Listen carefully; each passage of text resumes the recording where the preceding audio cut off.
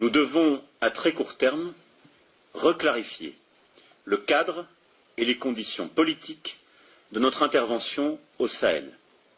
D'abord et avant tout, avec les 5 États africains, membres du G5 Sahel.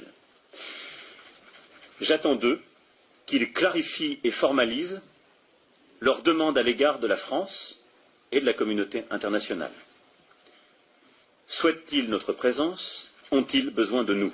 Je veux des réponses claires et assumées sur ces questions.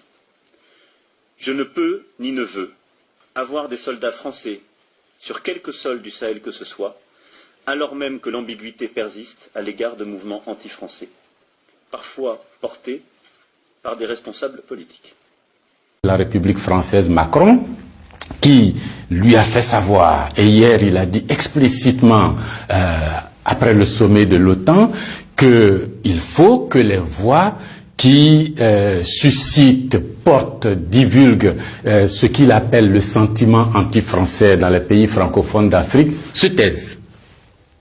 Le président français demande à nos chefs d'État africains francophones de fermer nos bouches. Parce que, selon lui, nous cultivons un sentiment anti-français. Mais vous savez très bien que c'est faux.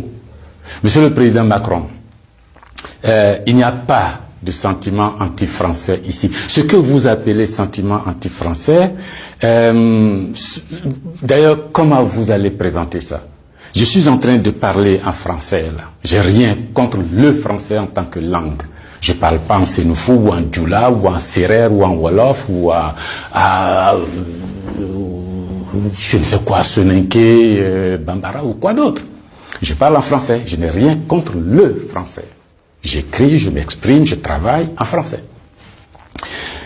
Je n'ai rien contre les Français. Nous n'avons ici, en Afrique francophone, rien contre les Français. Ils sont nombreux, ils ont des entreprises, ils créent des emplois pour nous, ils payent des impôts. Nous sommes nombreux à travailler avec eux, à travailler pour eux. Ils travaillent souvent pour nous. Nous sommes des amis, nous nous marions, nous vivons ensemble, ici comme en France, sans aucune animosité. Donc, c'est pas un sentiment contre les Français ou contre le Français. Ce que vous appelez sentiment anti-français en réalité, c'est un ras-le-bol, c'est une révolte, c'est un refus de la mainmise de l'État français sur nos autorités et par ricochet sur nos économies, sur nos peuples. C'est ce que nous refusons. Les relations incestueuses entre l'État français et les États africains, c'est ce que nous refusons. Les relations de connivence entre l'État français et les États africains, c'est ce que nous refusons. Parce que simplement ces relations étouffent la démocratie. Ces relations étouffent le respect des droits de l'homme. Ces relations étouffent la possibilité que nous devons avoir de demander des comptes à nos dirigeants. Ces relations étouffent l'expression plurielle chez nous. Il n'y a que ce que le président dit parce qu'il est d'accord avec Paris, donc c'est ce que lui dit qui est bon. Monsieur le Président, c'est ce qui nous révolte. On a le sentiment que vous êtes complice de nos chefs d'État pour nous brimer. On a le sentiment que les droits de l'homme que vous faites respecter en France, les libertés individuelles que vous faites respecter en France, la Déclaration universelle des droits en France, déclaré là-bas par vos ancêtres, Monsieur le Président, on a l'impression que vous considérez que nous, en Afrique, on n'a pas droit à cela. Nous, en Afrique, on n'est pas digne de cela. Nous, en Afrique, on n'est pas suffisamment humain pour avoir les droits humains. C'est ce qui révolte cette jeunesse-là. La conséquence, vous voyez chaque jour de nombreux jeunes essayant d'aller là où les droits sont respectés, là où les libertés sont respectées, là où on a le sentiment qu'ils sont des hommes. C'est ce qu'il faut changer, Monsieur le Président. C'est ce qu'il faut changer. Vous pouvez parler 1000 fois à nos chefs d'État, vous pouvez leur donner des instructions 1000 fois, mais ça ne changera rien dans la tête des populations africaines ici, dans l'esprit des populations africaines ici. L'idée est que nous voulons redevenir des hommes libres.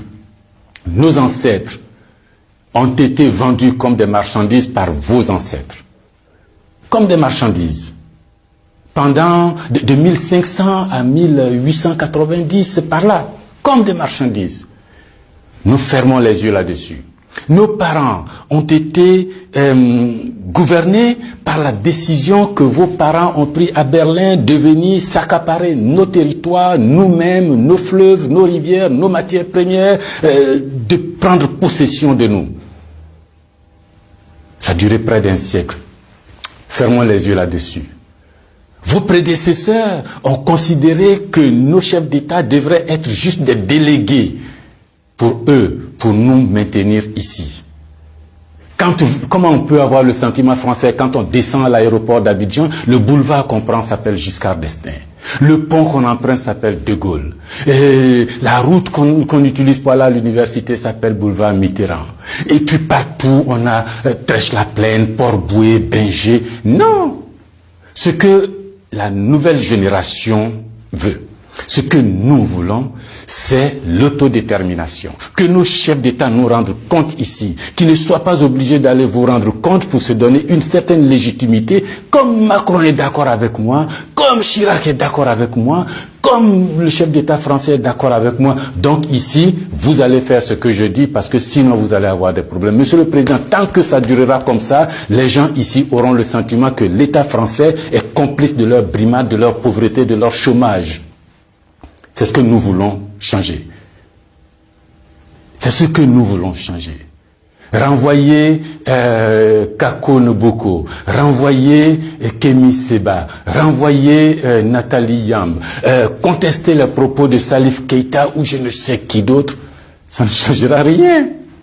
C'est dans la tête de chacun. Chacun de nous, les gens, ces idées-là ont imbibé notre esprit maintenant. Le désir de liberté, vous devez connaître ça. Vos ancêtres se sont battus pour avoir cette liberté. On fait plusieurs guerres pour jouir de cette liberté.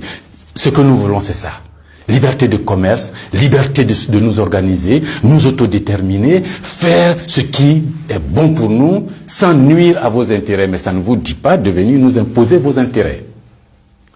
Si vous pensez, chers auditeurs, que ce message vaut la peine d'être diffusé et que nous soyons nombreux à nous l'approprier, sans animosité, sans bestialité, mais avec fermeté et conviction, il faut liker, il faut partager. Parce que c'est l'Afrique de demain qui se joue là. Nous ne voulons plus être des marchandises, nous ne voulons plus être sous la tutelle de quelqu'un, nous voulons redevenir des hommes libres. Merci.